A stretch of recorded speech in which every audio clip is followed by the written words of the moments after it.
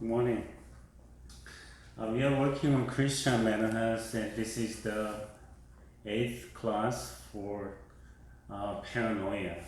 Paranoia, well, we use that, excuse me, we use that very often in our daily lives, and people are saying, oh, you have a paranoia, you have paranoia, don't be paranoid, something like that. But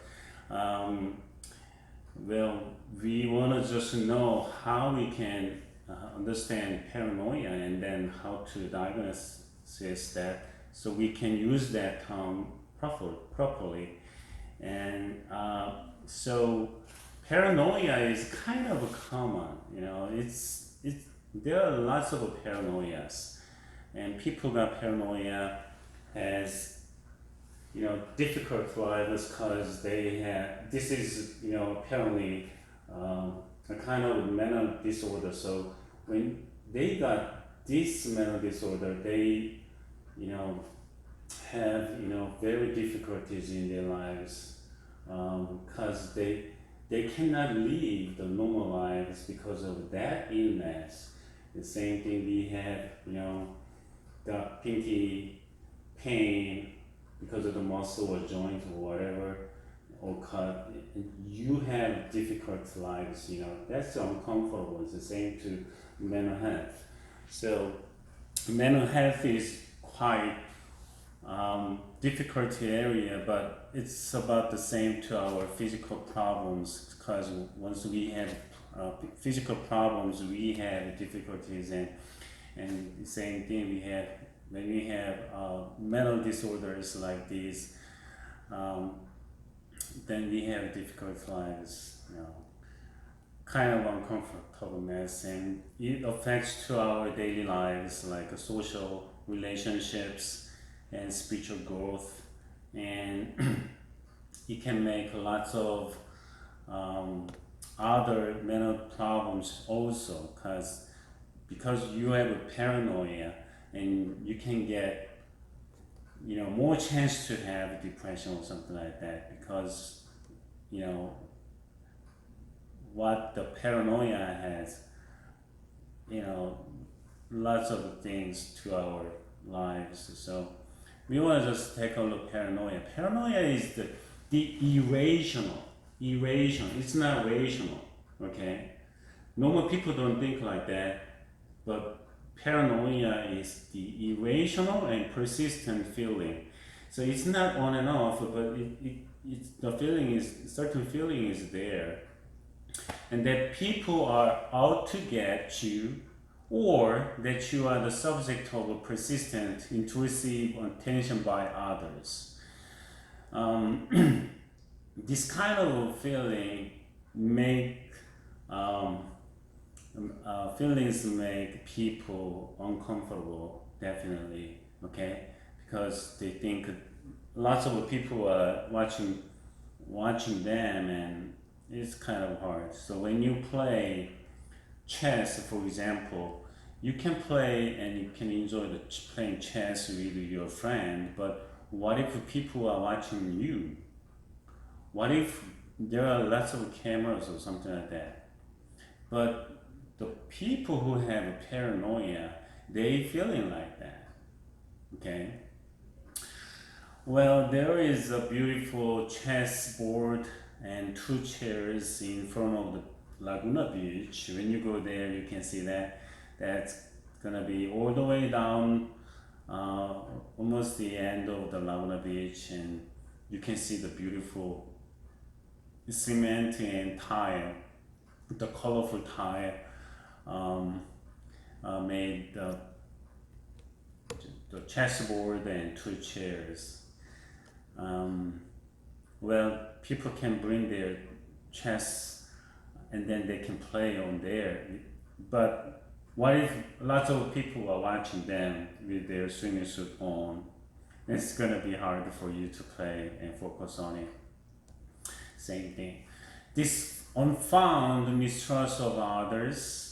So you just have irrational thinking and persistent feeling. That's why you you can think, oh, others are thinking like that, or others are watching you this way or that way. Okay.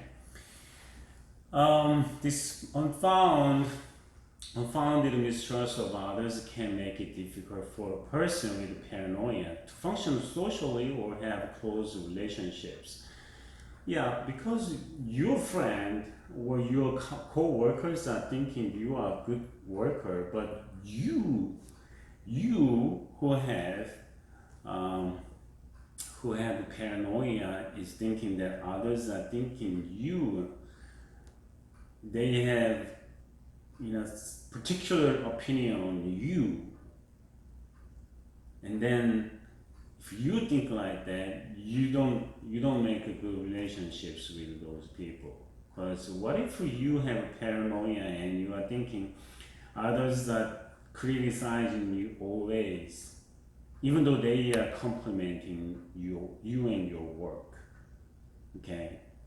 Then you're gonna be intimidated, or you're gonna have anger in you, and how you can, just form a, healthy relationship with others. The paranoia may be a symptom of a number of conditions, okay, including paranoia personality disorder and delusional paranoid disorder and schizophrenia. And schizophrenia is kind of a huge part. And when they have schizophrenia, they have different thinking and feeling, and sometimes they see something others cannot see. Actually, there is non-existing things they can see. Okay. All right.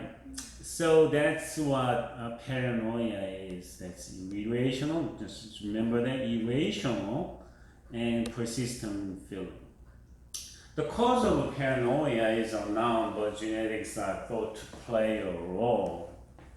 Well, genetics is kind of a big part, and it can be a good explanation for the physical problems, like your father, has cancer, and you have more possibilities to have cancer or something like that. Okay. But it's unknown actually. Paranoia is unknown.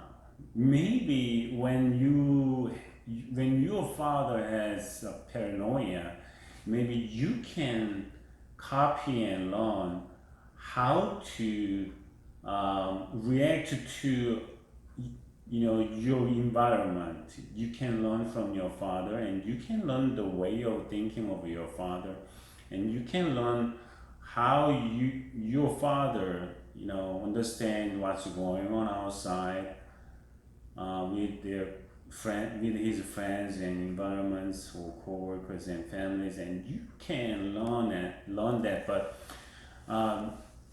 genetics, actually, that is not educated, but it's born like that. So genetics are thought to play a role also. Okay. Then treatment can be pretty hard if that is a genetic problem. How are you gonna fix it? If you got learned how, and then you got the paranoia, and you can just change your thinking and behaviors, and there can be some psychotherapies, and then those can help you out to overcome the paranoia, and you can be healed. But what if that is genetic problem? It's going to be harder to provide the right treatments, because it's hard to change the genes, right? And may include the treatment by psychological therapy or medication. Well, I was about to say meditation too. So, psychological therapy can include the meditation too, but apparently medication help the paranoia also. And people I think nowadays lots of psychiatrists and psychologists and even counselors are thinking most psychological problems or mental disorders can be here. Yeah, that's there and it's there, and I think in most cases psychiatrists are looking at people's brain, and there are lots of chemicals and kind of electrical activities in our brains. So they want to focus on our brain, but so for taking care of our mental disorders happening in our brain, we can, people are thinking that they can control or just minimize or decrease or increase certain chemicals in our brain. By doing so, they are believing that they can help the mental disorders nowadays. So psychological therapy and or medication can help for the treatment. Symptoms. Paranoia symptoms may range from mild to severe. Yeah. They depend on the cause, but generally a person who is paranoid may be easily offended.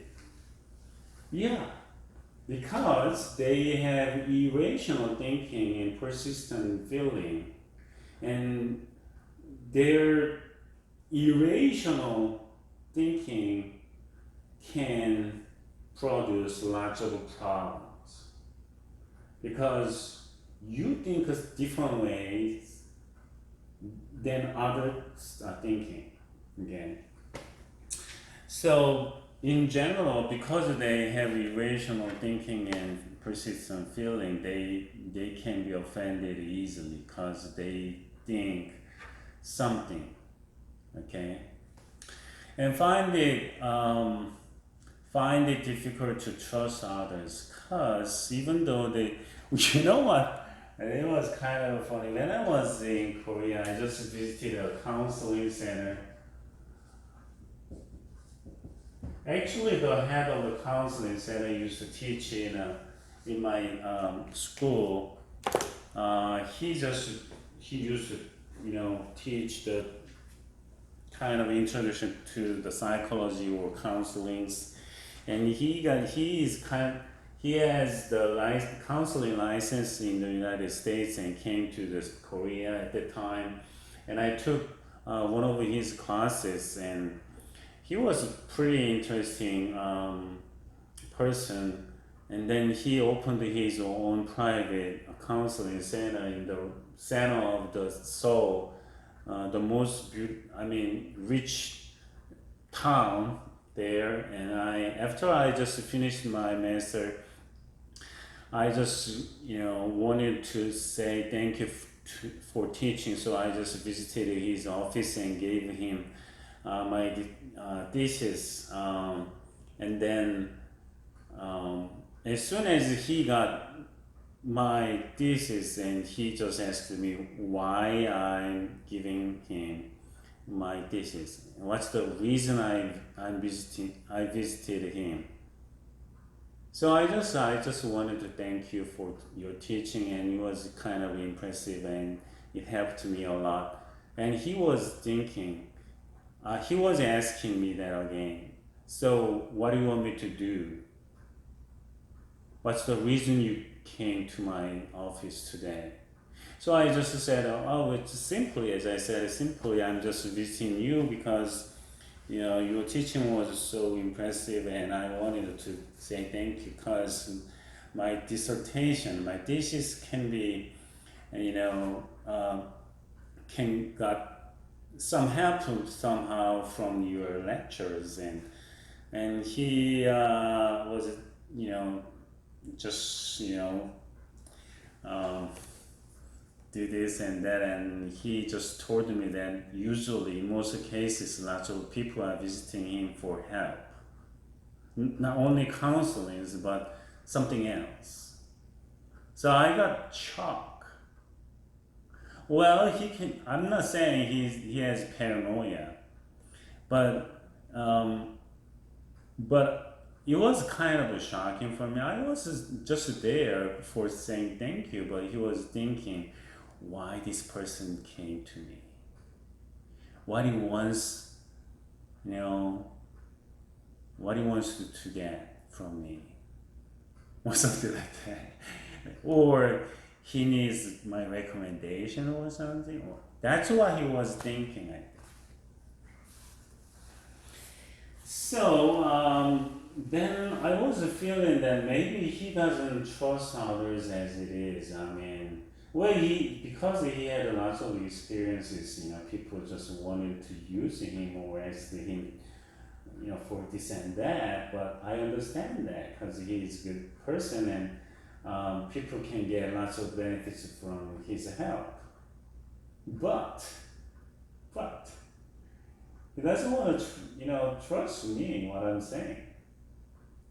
I was there just for giving him a dissertation, and that's it. Well, that is kind of, not quite right example, but that something similar things like that can be happening to those people who have paranoia. Okay. They may not cope with any type of criticism because they are very weak usually when they got criticism. Okay. Well, people can say, I think can you please do this something different ways, or I think that there is not, there are better ways for doing or thinking and teaching or whatever, theories, characters or something, and then it's pretty hard for them to accept that kind of criticism because they are sick. Paranoia means sickness, illness, right? So when you have a cold, can you just because you are sick, because you caught a cold, you are not acting like normal, right? So what if you have a paranoia in you, and can you just act or respond to others' criticism as normal? You can usually when you got criticism, if that is minor or mild. Well, we got criticisms from all over the places and from other people, right? And then you can think about what's going on, and you can just look back. You can just look back what you have done, and you can just take that as a chance for you a little bit better, performance. But the people who have a paranoia, because they are sick, they have a mental disorder, the criticism is pretty hard for them. It's hard to accept it. Okay. All right. Assign harmful meanings to other people's remarks. It's about the same to the one not coping with any type of criticism. It's almost the same thing. And they may be always on the defensive. They have to protect themselves. They don't want to get the criticism, so they want to just be defensive. Which means that they are thinking others are offensive, right? Okay. When I was in mission trip in Philippines, a friend of mine there, I just met a friend there, and he became one of my best friends. and there was some incident between he and other person in our team, and that was very sad to watch that because the woman just yelled on him in front of all people, including the orphans in the orphanage we visited. So I just just talked to her, and in a room there were a couple of other teammates, and I just told her, you are not supposed to yell on him in front of other people, including the orphans. Well, at that night, the mission leader just called me, and he just asked me this and that, and what happened and why I did that, and so I just explained that, and then a co-leader there, he just told me that, James, how come you are so defensive?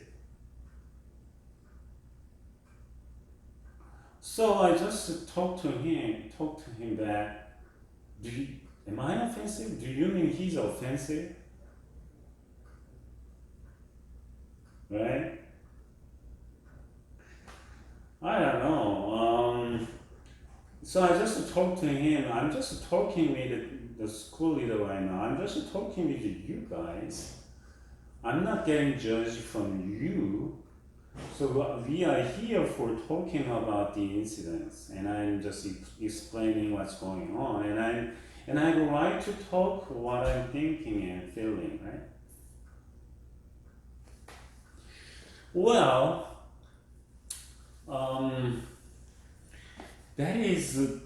that was just a talking, and I was not thinking that I'm defensive or offensive.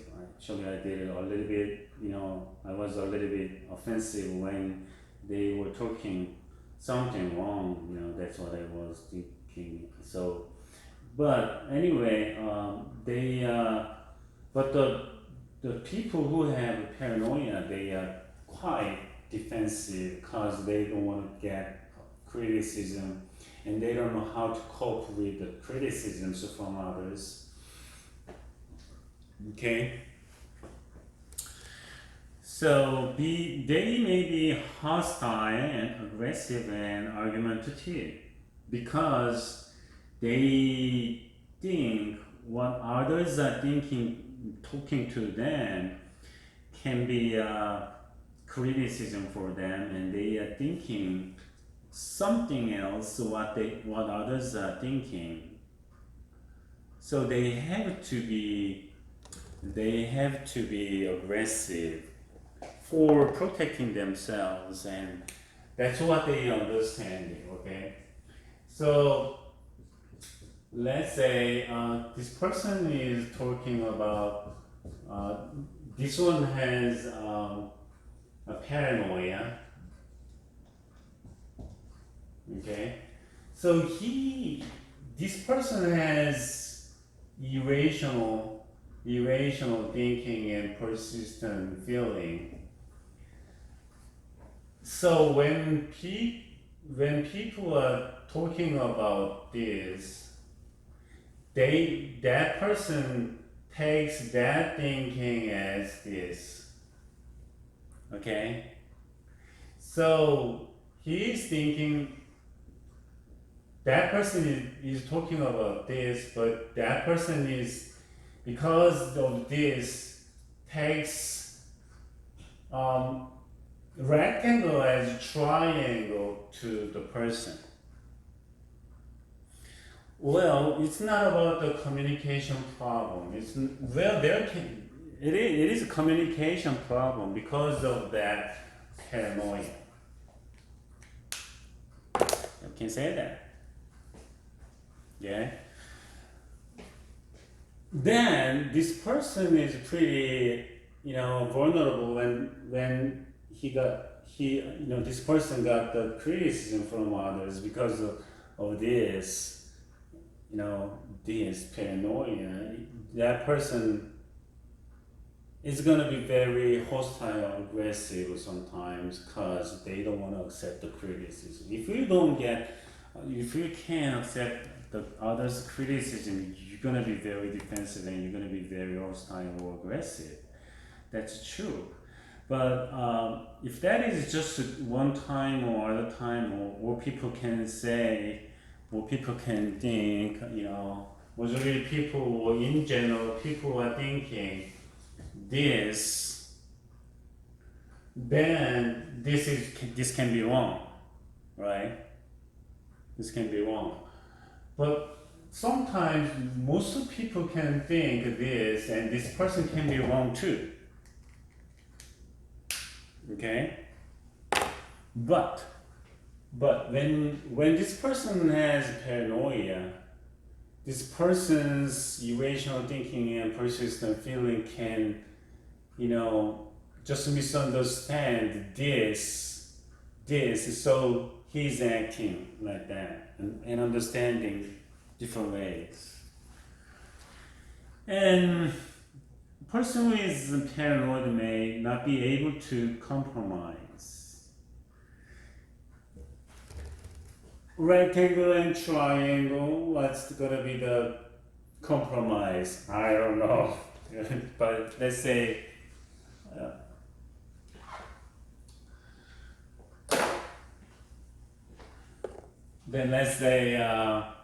triangle maybe one of the compromise.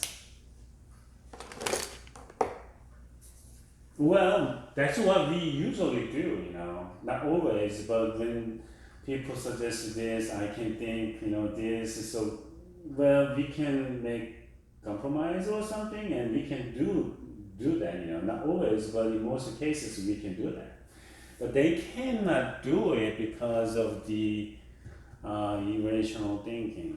That's because when I have totally opinionated, we all are opinionated, but when I got paranoid and I have particular thinking that is pretty solid, and I have a paranoia and I'm thinking others are thinking something wrong, or things are going bad or something, and it's gonna be very hard to have compromise. And a person who is paranoia may find it difficult, if not impossible, to forgive and forget. Okay? Because they got trapped in paranoia. That can be a shield, so they cannot accept others' criticism. Okay? Because they got a shield, paranoia, it's hard to compromise with others because this is too solid, and others can understand this, and I don't understand others. So when they think they got criticism and something like that from others, it's hard to have compromise, and then they think that's the person's problem, and I'm not gonna forgive that person, and I'm not gonna forget that, and that's kind of hard for those people. Those are paranoia symptoms. So you can guess totally that the person who has paranoia can be very lonely. And it's going to be very hard for that person to have good relationship with others. Okay. And can you see the paranoia? Yes, we can see, but it's hard to diagnose that person has paranoia. Okay, because we cannot say that person has a paranoia because of that one incident. One happens. Okay?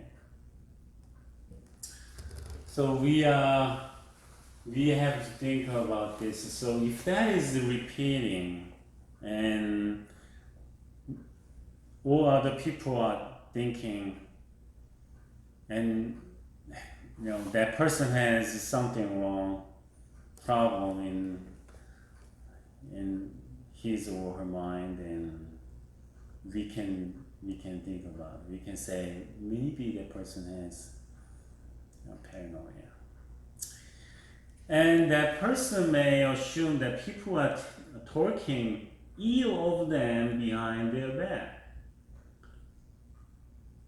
even though they are not doing that. The person who has paranoia may think, oh, those people are talking about me. And in a company, in a working places, what if that person has paranoia and that person is thinking that all others are talking about the person, well, we just watch that scenes a lot in movies, right? And then can you build any good relationship or trust with others? Is very very hard. Be overly suspicious. For example, think that the people are lying or scamming to cheat them. Okay, and that is paranoia. Overly suspicious. Well, we can think and we can doubt others, this and that, because that can be happened, but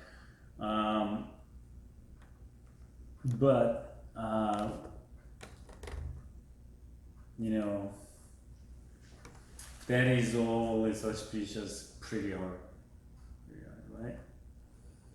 And that person may not be able to confide in anyone, and find the relationships difficult. They're thinking relationships are very difficult, but they don't understand that's because of their mental illness, because they don't think they have a mental illness. Well, when you caught a cold, you can know that you have cold, so you know that you need some medicines. There can be some confusions between cold and flu, but you can understand what you have soon, because the symptoms are a little bit different, so you can understand, oh, I got a flu or I got a cold. But the mental illness, the paranoia it's not the same like that. It's like people are drinking, but they think they can drive, and they are not drunken, even though they are drunken. And almost always drunken people are saying that they are not drunken yet, and they can do whatever they want. A person I know, he drove his car after he got drunken, but he was thinking that he can drive, but he couldn't, and he messed up. I regret that I had to, take his key out or something, but he was very alert, and I was kind of young, so there were his families, so I was thinking they gonna do something, but they couldn't do that because they scared him, and he just drove a little bit, but he drove back instead of forward, so he messed his car. I think mental illness can be something like that, where people can understand and accept that they have, or I have depression, or I have kind of a schedule, or I have something, maybe they can understand what's going on, but in most cases they don't accept that, or it takes so long time, or until they see their psychiatrist or counselors. Even after that, they cannot accept that, but after that they can understand what, something is wrong. Something wrong is happening to him or her. And anyway, so to consider the world to be a place of a constant threat, okay, and feel persecuted by the world at large. All people, all world are persecuting the person. That's what they are thinking. Okay, even though they are thinking they are right and they think all the world are wrong, but they are criticizing the person and may believing in unfounded conspiracy theories. Okay.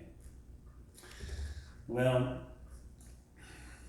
we can just see that kind of scenes from kind of romantic comedies or something.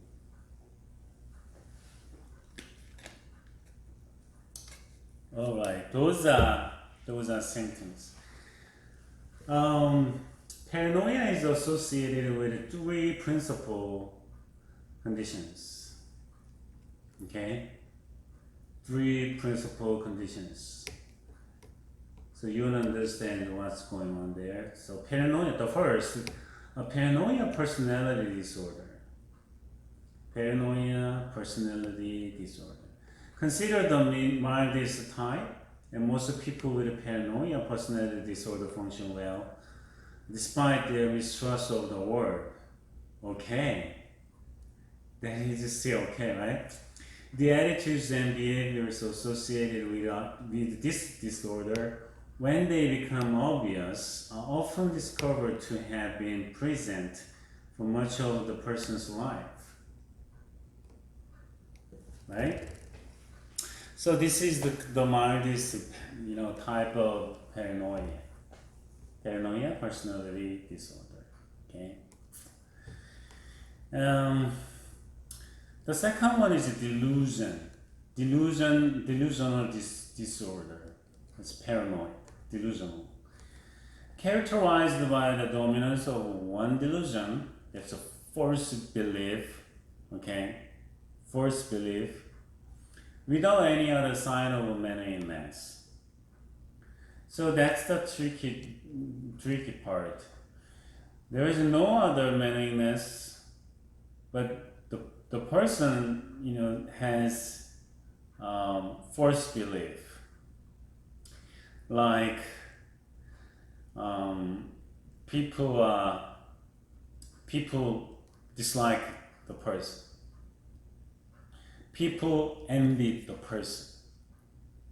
Oh, my coworkers envy me. They envy me.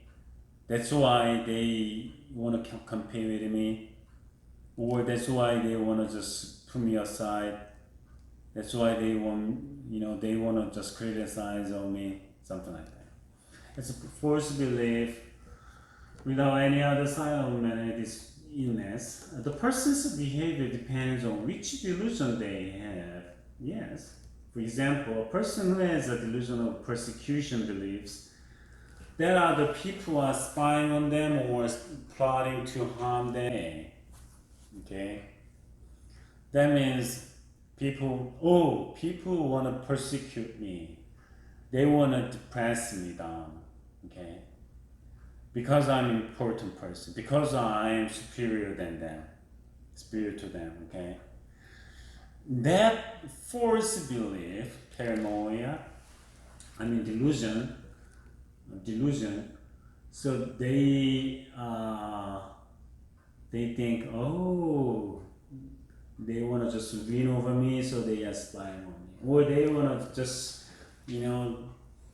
want me to leave this company or this organization, so they are making plots. They are setting up right now, and that's what they think. That's an example. So delusion, the false belief, makes the person think and behave different ways. Okay? Stalking can be the result of a delusional disorder. For example, the person believes they are in a relationship with a movie star they have never met. In other case, the person may imagine they have a terrible illness despite repeated reassurance from doctors. Okay. So stalking is happening, because they have a delusion, the false belief, and she loves me, and I love her, and I have to protect her. Okay? And she likes me and she loves me, but she's just pretending that she doesn't love me, or she's hiding that love. So I have a right to follow her. I have the right to, protect her from other guys. For protecting her, I have to just be there. Something like that. So, stalking, well, not always, but some stalkings can be happening because of the delusion, paranoia. Alright? And then some people is thinking that they got sick, and they got, terrible illness in them, like a cancer or something. Even though doctors are saying, no, you don't have any cancer, you don't have any illness, you are normal, but they think they have cancer. There are some reasons for those people who, justify that they have a cancer. But that is a delusion, because doctors are saying, and they don't find anything in the person's body at all. Okay? That is the false belief. That's the false belief, okay? Alright, that's the second one, the delusion disorder. And the third one is paranoid schizophrenia. That's kind of hard. This is considered the most severe type, and it is characterized by strange delusions, such as believing that one's thoughts are being broadcast over the radio. Oh my goodness. And the person who has paranoia, especially the paranoid schizophrenia, is thinking, for example, thinking that what I'm thinking is broadcasting to all over the world. No, you are not saying anything. Radio broadcasting, any TV or radio or YouTube broadcasting companies, or those they are not broadcasting what you are thinking at all. So you are not talking about anything. But the person is thinking that because paranoid.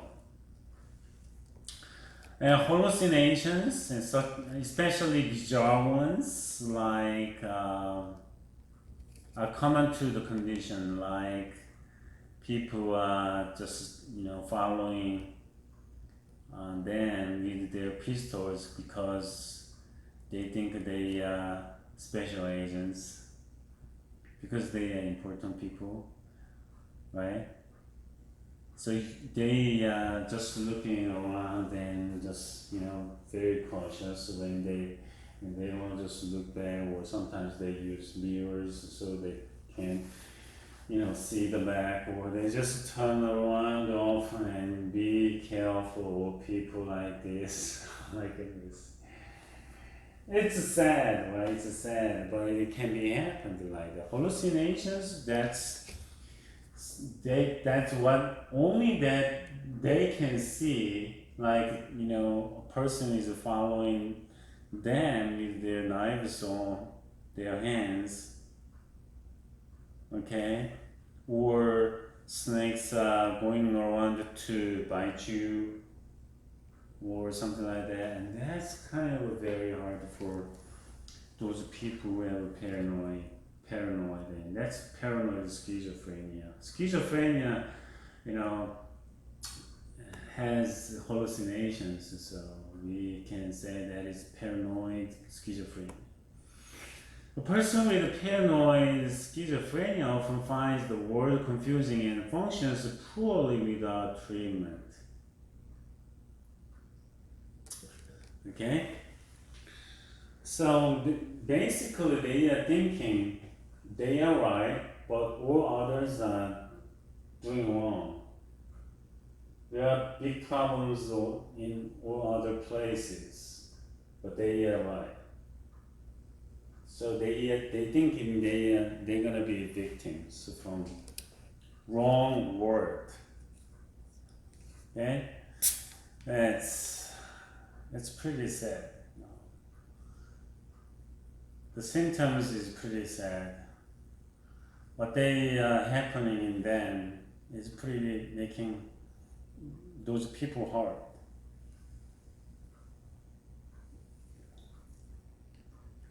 So there are relationship problems.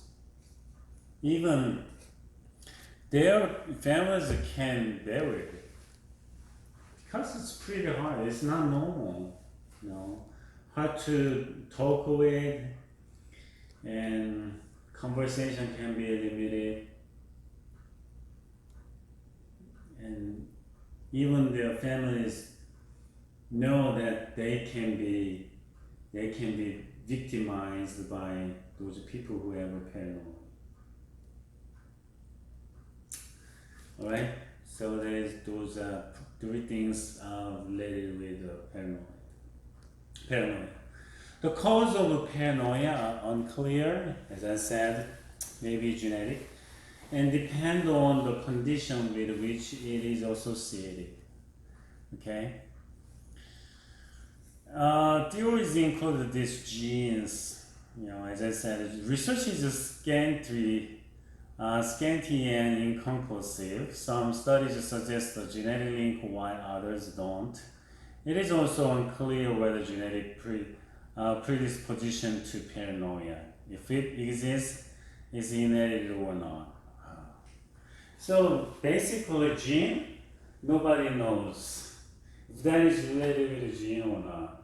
Well, we can say, oh, that is a gene problem or something like that, but we can just, say that as a joke, oh, that is a genetic problem. If you are doing this, you have a genetic problem, even though they don't know what the genes looks like. And we can have a gene, the science is pretty developed so that they can see that our gene secretes little by little right now, and then the gene word is unveiling right now, but how can we say that is because of the genetic problem?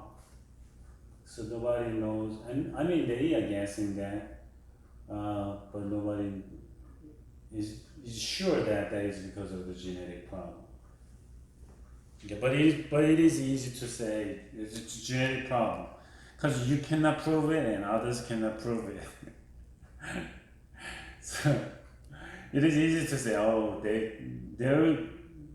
there must be a genetic problem. Well, nobody can prove that is wrong or right, so easy to say.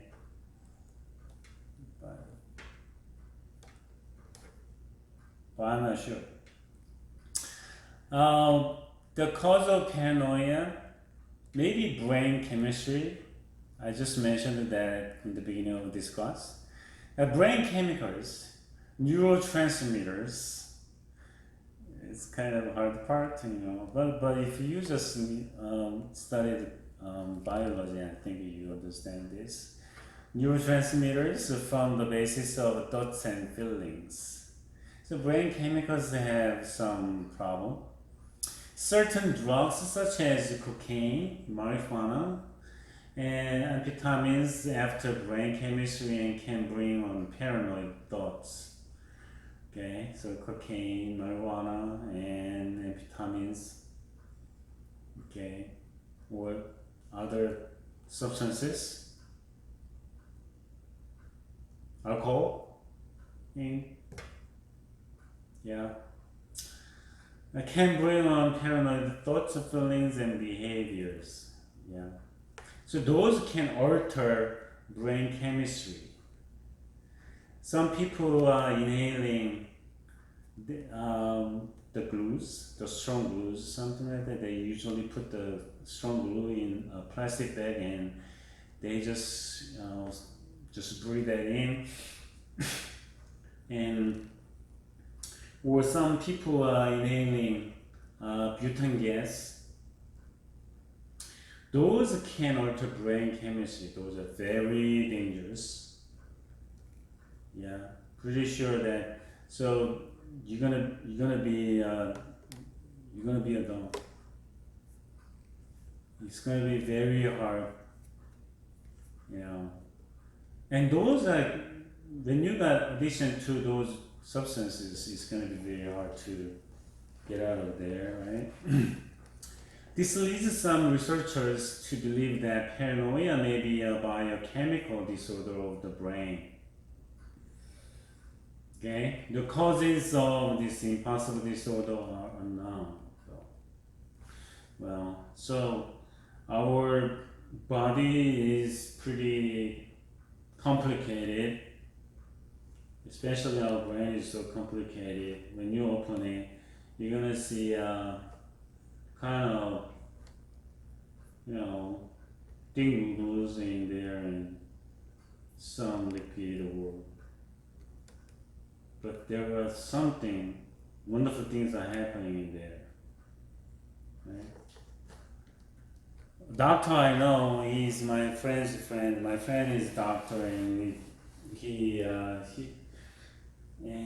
is kind of a top doctor in the medical area, and he got so much reputations and something like that. But one day he just told me that being a doctor is getting harder as time passes. So I got on as time passes, you know better, you know more, you have more experiences. How come that can be more harder for you? And he just told me that diagnosis is pretty hard. And sometimes he doesn't understand what's going on to his patients. But he's an internal doctor. But he even don't understand some parts, and when he sees some symptoms or from particular patients, he doesn't understand what's going on. He can make some mistakes too. That's what he said. And he just confessed that is kind of scary. Yes, it is scary when you just diagnose it wrong. You're gonna just provide the wrong treatments, at least not providing right treatments, right medications or something, or right surgeries, or refer the wrong surgeries or something. Then it can be very hard. And when you have a problem here, you can have a problem here or whatever. I don't know what but that can be happening. When you have this problem, you can have these problems. Because this is one body. One body is connected, and your brain is there, and your psychological problem can, make your physical problems. What if you are believing that your left arm got stiff and you cannot stretch it out? You cannot do that. You don't do that, and eventually you cannot do that. Because if you don't stretch it, but just doing this for time, or at least 1 month, I'm believing that it's going to be very hard or impossible. Then you stretch that out after a month. I don't know how long it takes. But you are believing that you cannot stretch this arm out. Even though doctor is saying your arm is totally okay, but stretch it out, but you can't do it. Other people can stretch that out, maybe, but you're not gonna just agree with that, so you're gonna just hold it tight like this. It's gonna be very hard. It's tough. It's tough. Right?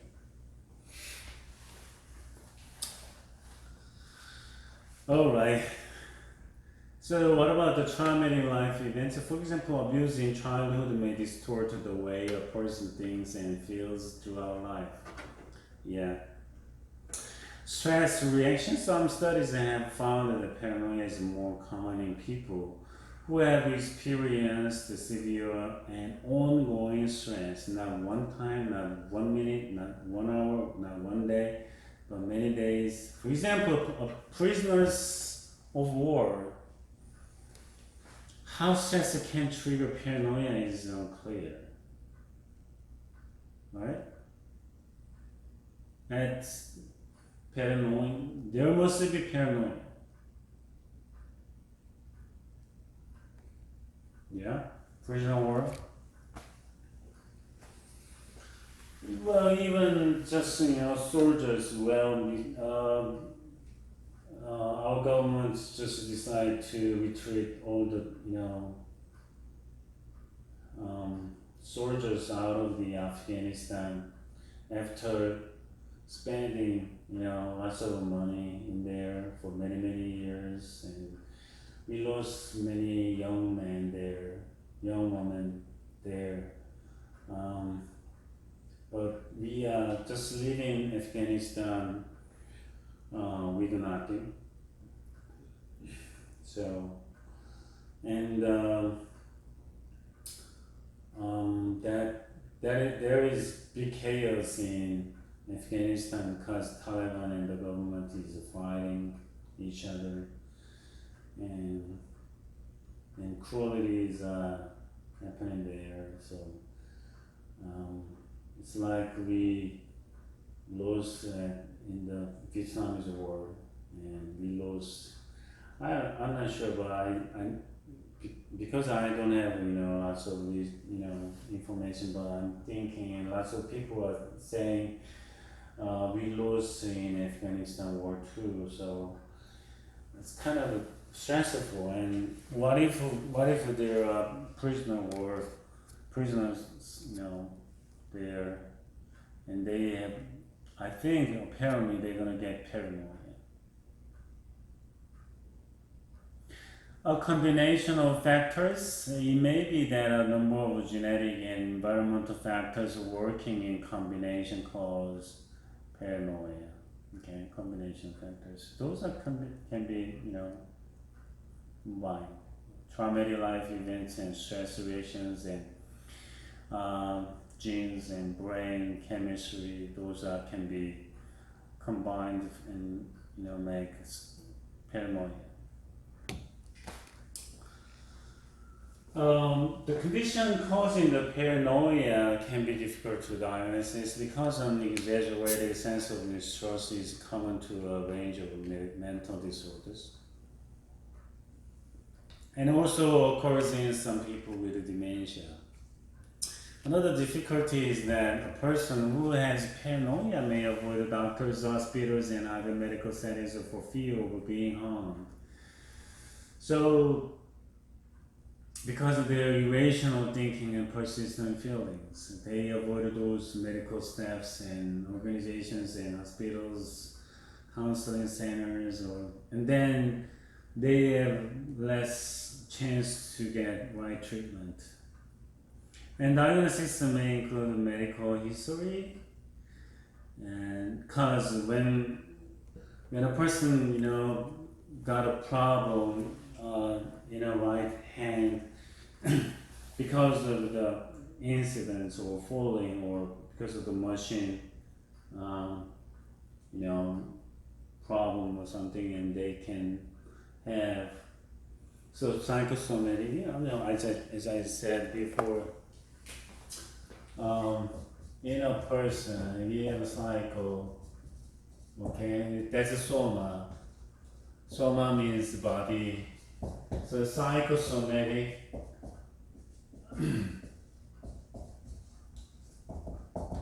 or some people are just adding social psychosomatic means social problem, psycho problem, and body problem, physical problems are going together. They it's not separated. In a person we cannot say, oh, this part is the psycho, this part is the body.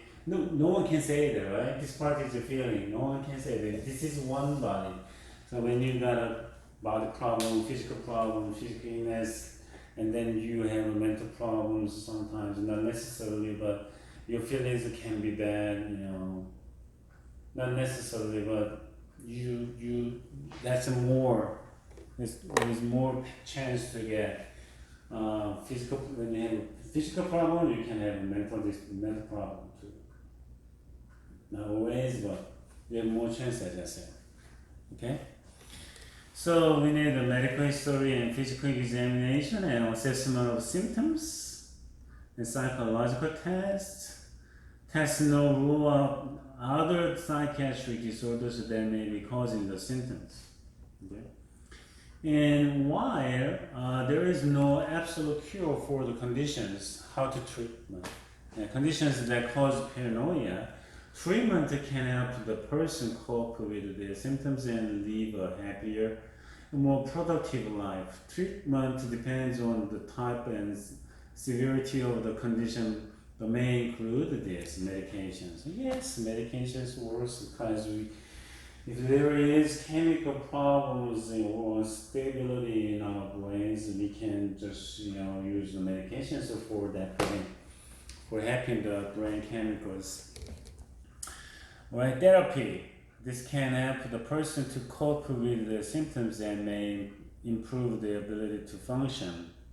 But they need to cooperate with their counselors and psychologists or psychiatrists. If they don't have trust with those people, they're not gonna follow their directions or medications. So that's the problem. So for the counselor especially, when the counselors want to form the trust, that's what's so-called rapport, right? Rapport.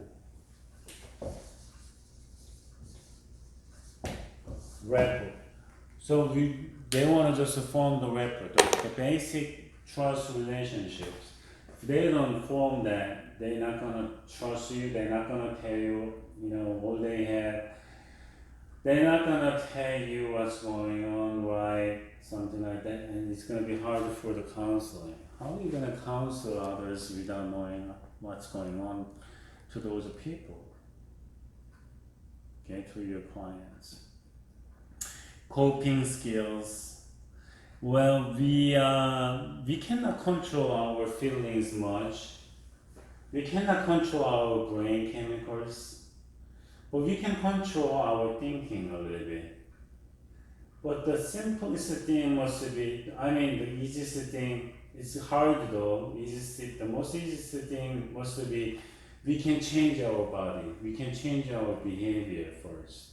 So we can just wear something different, we can just change our acting against to the negative feelings or environment. By doing so, it's not successful, it's not always successful. But when we just try that kind of different way of behaviors and thinking, we can change our feelings and emotions at the same time. Okay, we can just help that out like that. Coping skills, we want to just learn it and practice it. I think there can be some differences. Other treatments aim to improve the person's ability to function socially. Options may include relaxation therapy, techniques to reduce anxiety, and behavior modification. Okay, so when you used to just doubt others, so you don't go with them for lunch, but one of the coping skills can be just to eat with others during the lunch time. That's the big step. But by doing so, you can have time to talk with others and hopefully there can be some differences. And hospital admission. In severe cases, the person may need to stay in hospital until the condition causing paranoia stabilities. So, hospitals. It's It's gonna be sad, but and they usually give people some medications and well, they can help people if they have severe symptoms. We cannot leave those people harm themselves or harm others. So sometimes we need to separate those people. So then we need hospitals for that. Alright, that is all for the paranoia, and it's kind of tough, but it's happening to a lot of people right now because of many reasons. So we have to try our best as much as we can in this condition. I mean, even though we don't know, what exactly happening to our genes and exactly what happening to our brains, but we have to do our best as much as we can. So we try little by little, so just so we can overcome from our difficulties and we can help others, so that they can be have a general or happier life than they have right now because of the paranoia. Okay, that's all today. So we're gonna see you next week.